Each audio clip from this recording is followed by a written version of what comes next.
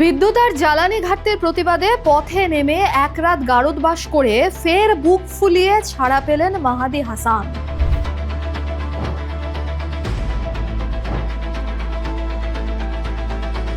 পরিচয়, তিনি বৈষম্য বিরোধী ছাত্র আন্দোলনের নেতা। জুলাইয়ের বিপ্লব মোমেন্টে যিনি বানিয়াচং থানা পুড়িয়ে এসআই সন্তোষ চৌধুরীকে জ্বালিয়ে দেওয়ার কথা ঢাকঢোল পিটিয়ে জানিয়েছিলেন। বানিয়াচং আমরা থানা কিন্তু পুড়িয়ে দিয়েছিলাম, এসআই সন্তোষকে কিন্তু আমরা জ্বালিয়ে দিয়েছিলাম। সেই জুলাই যোদ্ধাকে গ্রেফতারের 21 ঘন্টা পর মুচলেখার বিনিময়ে ছেড়ে দিতে বাধ্য হলো পুলিশ। কিন্তু কেন? তবে কি কোনো চাপ ছিল পুলিশের ওপর?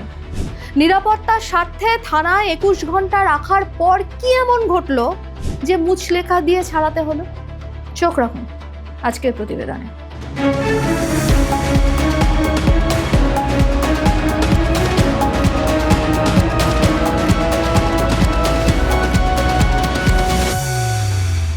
জ্বালানি দ্রব্যমূল্য বৃদ্ধি ও বিদ্যুৎ সংকটের প্রতিবাদে পথে নেমে কোমরে দড়ি পড়েছিল মাহাদি হাসানের। হবিগঞ্জের বৈষম্য বিরোধী ছাত্র আন্দোলনের এই নেতাকে থানায় মেরে কেটে 21 ঘন্টা রাখার পরই তড়িঘড়ি মুচলেখা দিয়ে ছেড়ে দিতে বাধ্য হলো পুলিশ।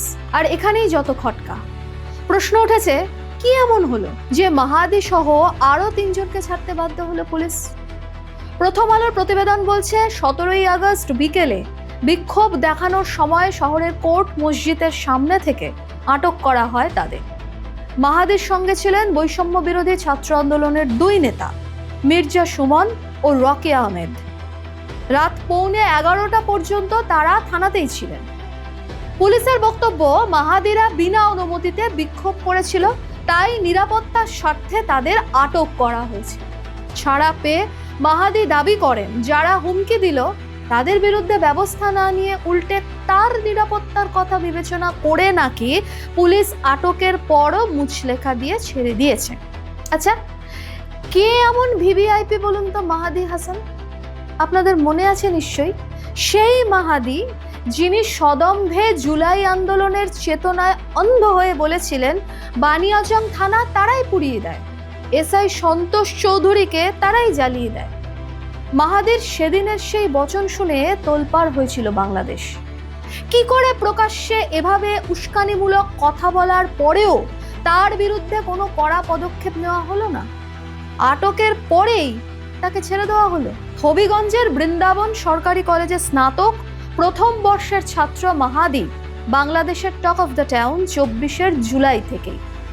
তিনি নিজে কিংবা তার কোনো সহকর্মীকে পুলিশ ধরে নিয়ে গেলে যিনি রীতিমতো টেবিল চাপড়ে উর্দিধারীদের চোখে চোখ রেখে কথা বলতে পিছপা হন না। আপনাদের মনে আছে নিশ্চয়ই, বৈষম্য বিরোধী ছাত্র আন্দোলনের নেতা এনামুলকে অতীতে লীগের সঙ্গে জড়িত থাকার অভিযোগে পুলিশ থানায় নিয়ে গেলে টিম নিয়ে সেখানে পুলিশকে চোখ রাঙায় মাহাদি। 3 জানুয়ারি 2026 প্রথম আলোতে প্রকাশিত হয়েছিল যে প্রতিবেদন। এবার দেখে নিন মাহাদির অ্যাটিটিউড। বানিয়াচং আমরা থানা কিন্তু পুড়িয়ে দিয়েছিলাম, এসআই সন্তোষকে কিন্তু আমরা জ্বালিয়ে দিয়েছিলাম। আপনি আসছেন, ঠিক আছে, তো ওই জায়গা থেকে কোন সাহসে নিয়ে কথাটা বললাম আমি জানতে চাই আজকে।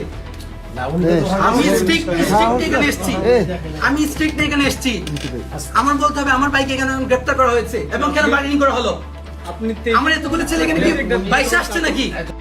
শুনলেন তো, থানায় বসে তারুণ্যের রক্তে ফুটতে ফুটতে যিনি বানিয়াচং থানা পোড়ানো ও এসআইকে জ্যান্ত জ্বালিয়ে দেওয়ার কথা জানাতে গিয়ে একবারের জন্য ভয় কাঁপেনি।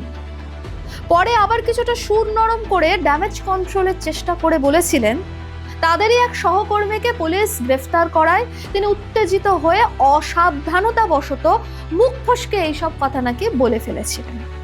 সেই মাল্টি ট্যালেন্টেড মাহাদি দেশে বিদ্যুৎ আর গ্যাসের সংকটে পথে প্রতিবাদে নেমে পুলিশের হাতে কট হওয়ার 21 ঘন্টা পরই মুচলেখা দিয়ে থানা থেকে বেরিয়ে এসে নিরাপত্তার তত্ত্ব খাড়া করে বলছেন যত দোষ পুলিশের, উল্টে যারা অপরাধী তাদের বিরুদ্ধে কোনো ব্যবস্থাই নেওয়া হলো না।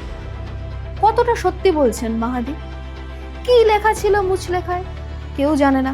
উঠছে প্রশ্ন, প্রথম আলোয় প্রকাশিত হয় মাহাদিদের পরিবারের লোকজন মুচলেখা দিয়ে তাদের বাড়ি নিয়ে যায়। গোলমেলে চরিত্রের এই বৈষম্য বিরোধী ছাত্র আন্দোলনের নেতা মুখ খুললেই চলে আসেন একেবারে খবরের শিরোনামে। ভারতেও চলতি বছরের ফেব্রুয়ারিতে এসে যিনি জড়িয়েছিলেন বিতর্কে, তিনি নাকি হেনস্থার শিকার হয়েছিলেন নয়াদিল্লিতে, এই বলে ঢাকায় ব্যাক করেন। পরে তারেকের বিশিষ্ট তথ্য উপদেষ্টা ওই জাহিদুরও যে ইত্রামিটা করেছিলেন, ঠিক একই কায়দা, দুয়ের এপিঠ আর ওপিঠ।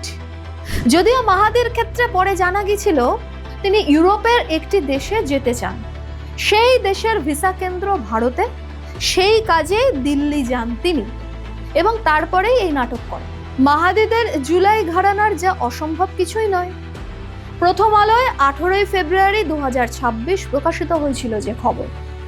আবার ধরুন, যুগান্তরের প্রতিবেদন বলছে 40 লাখই ক্রিপ্টোকারেন্সি নিয়ে মাহাদি দিল্লিতে আসেন পর্তুগালের ভিসা পেতে, যা নিয়ে খবর প্রকাশিত হয়েছিল যুগান্তরে 21 ফেব্রুয়ারি 2026। এখন প্রশ্ন যেখানে তা হলো, মাহাদিকে থানায় আটকে রাখায় আসলে নিরাপত্তার অভাবটা কে বোধ করেছে? বৈষম্য বিরোধী ছাত্র আন্দোলনের এই টকাই নেতা, নাকি পুলিশ স্বয়ং? খোদ থানায় বসে যিনি ধমক চমক দেবার পরেও পুলিশ যাকে আটক করে ছেড়ে দিতে বাধ্য হয়, এক্ষেত্রেও কি তাই হয়নি? প্রভাবশালী মাহাদিদের মুচলেখা দিয়ে খালাসের আড়ালে কি তবে বড় কোনো খেলা, অর্থাৎ বড় কোনো মাথার চাপ কি, যেই চাপেই পুলিশ শেষ পর্যন্ত ছেড়ে দে মা কেঁদে বাঁচি বললে? কি মনে হয় বলুন তো আপনাদের? থানায় আটক কি স্রেফ নাটক, নাকি চাপের মুখে নতি স্বীকার পুলিশের? মাহাদিদের জুলাই রেকর্ডই যার উত্তর দিয়ে দেয়, লিখে জানান তো কমেন্টে। ভিডিওটি লাইক শেয়ার করুন অবশ্যই, সেই সঙ্গে চ্যানেলটি সাবস্ক্রাইবেরও অনুরোধ রইল। দেখতে থাকুন জিও পালস টিভি।